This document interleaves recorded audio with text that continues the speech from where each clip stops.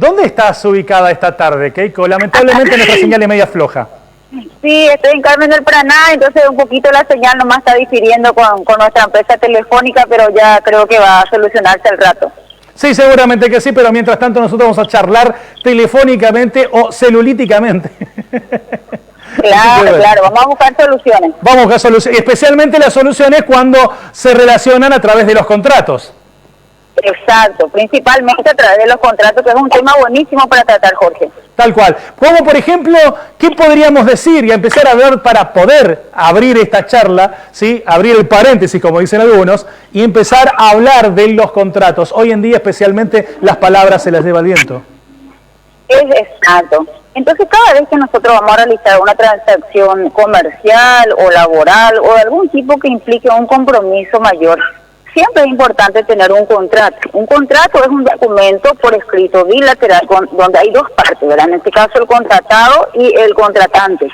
Estas personas celebran un compromiso para un tiempo determinado de una cosa cierta, no imposible, para llevarse a cabo, y con eso entonces nosotros nos aseguramos de que ambas partes cumplan el tiempo, el monto, el lugar, la fecha de realizarse, o si eventualmente ocurre algún imposible, entonces uno puede reclamar al otro su derecho que no se cumplió. Keiko, los contratos, especialmente cuando ponen las letras chiquitas, hay que leerlos todos, ¿no? Mira, vamos a hacer algo bien claro. Normalmente los contratos que uno celebra en una escribanía, en un estudio jurídico, por ejemplo, ¿verdad? O en el Poder Judicial, Fiscalía, por contrato o arreglo o acuerdos, llámese, porque en otros lados hay que aclarar bien los conceptos de pérdida del fuero, ¿verdad? Generalmente son letras claras, legibles y de un solo tamaño. Lo que nosotros cuando por ahí contratamos con alguna empresa particular para comprar algo, ejemplo, una motocicleta, un lavarropa, o nos vamos a una entidad financiera, que por ahí te pone las letras chiquititas que vos no alcanzás a leer porque no tenés el lente, porque no tenés conocimiento, porque estás súper cargado, porque estás apurado, porque estás entusiasmado con la plata que vas a recibir, o con el bien que vas a recibir, o con la contraprestación que vas a recibir, o estás tan feliz que no te dedicas y ni le pones tiempo, como en un seguro también de vehículos o de vida o como sea, vos no le pones énfasis ni tiempo al contrato de las letras chicas. Entonces, ¿qué pasa? Esa letra pequeña pasa desapercibida en tu entusiasmo, como yo usé esa palabra, y en tu entusiasmo vos contratás o celebrás el contrato, pero a la hora que ellos tengan que obligarte, ahí te encontrás en figurillas. ¿Por qué motivo? Porque había ciertas condiciones que vos no leíste, que vos no entendiste, es más, que no estaba ni enterado porque no se te leyó, pero está tu firma. Como por ejemplo, una motocicleta, si dejas de pagarla 2 meses, la empresa tiene el derecho de accionar y sin abogados de por medio de la gestoría misma de la empresa, retirarte la motocicleta y quedarse con lo que pagaste como en compensación por el gasto del vehículo hasta ese tiempo. Claro, entonces, ¿qué pasa? Todo lo que vos invertiste de repente, si bien vos tenías una obligación cierta de tal fecha, de tal monto, de tal circunstancia, a lo mejor pudieron haber puesto otra cláusula donde decía ante la mora, retraso, lo que fuese, a partir de tal mes, entonces se te va a aplicar un interés de acuerdo a las circunstancias. O por ejemplo, sí, decime, Keiko. Sí, decime. Decime vos.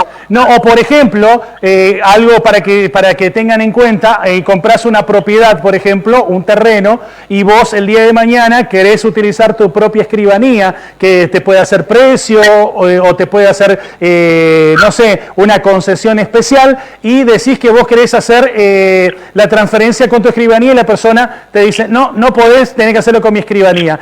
¿Pero por qué? Porque en el contrato lo dice, no lo leíste, y abajo te decía, la inmobiliaria se reserva el derecho de elegir la escribanía para hacer el contrato de transferencia.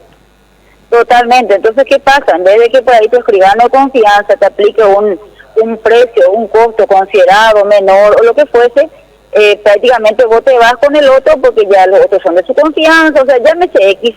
Entonces vos no tenés la posibilidad de acordar en un lugar o de irte a un lugar donde sea de mayor confianza, y no tenés que valerte otra persona que te acompañe, o querés hacerlo rápido, así sin mucho lío, porque el paraguayo no quiere mucho lío. Porque generalmente nadie quiere mucho lío, hace mucha vuelta.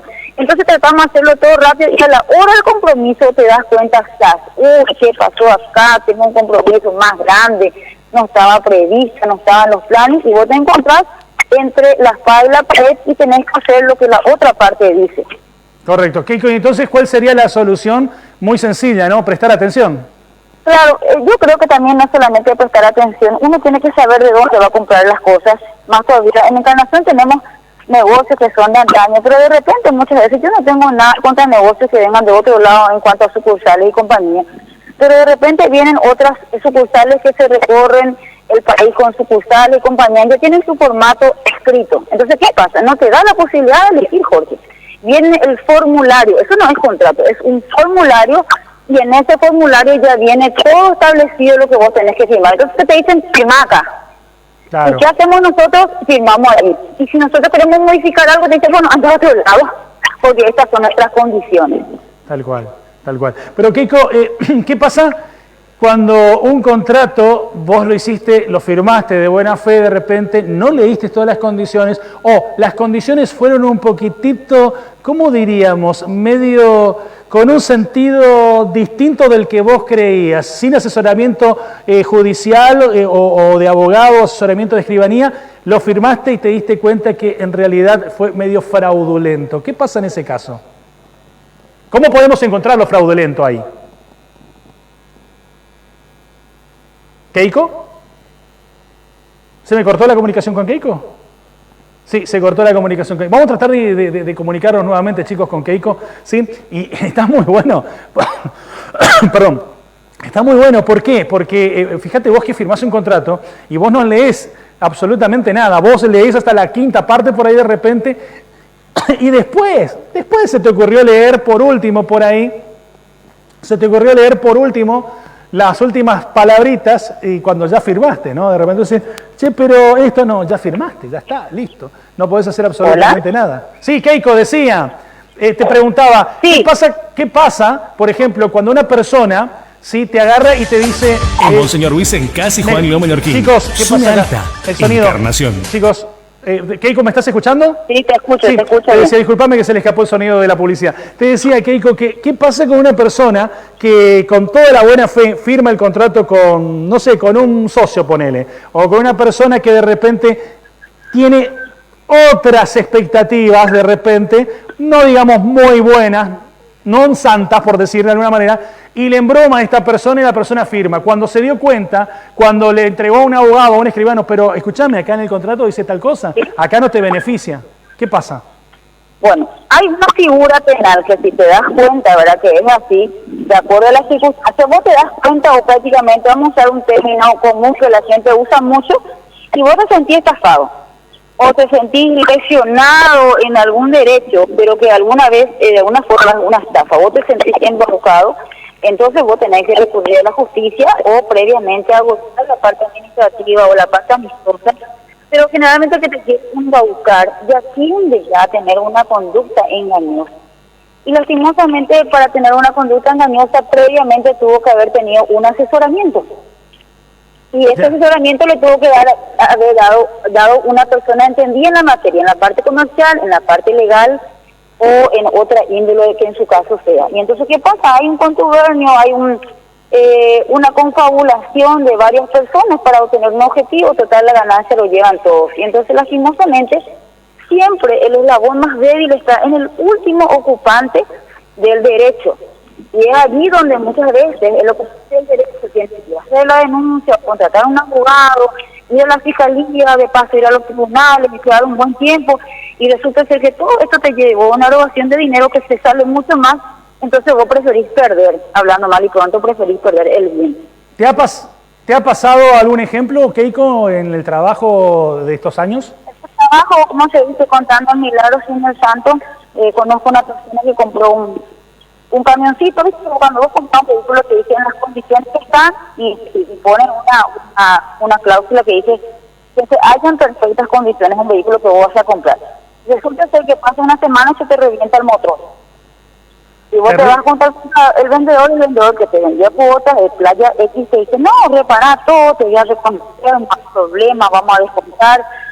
Nos tocó ganar la pandemia, como un caso, vamos a esperar 3 o 4 meses, vos reponete. ¿Qué pasó? Pasó 3 o 4 meses, vos te relajaste, gastaste un montón por cambio, te viene llegando una orden de secuestro multas, te sacan el vehículo. ¿Por qué? Porque vos incumpliste con el contrato y todo lo que hablaste con el dueño fue de forma verbal. O sea que lo embromó, lo embaucó prácticamente.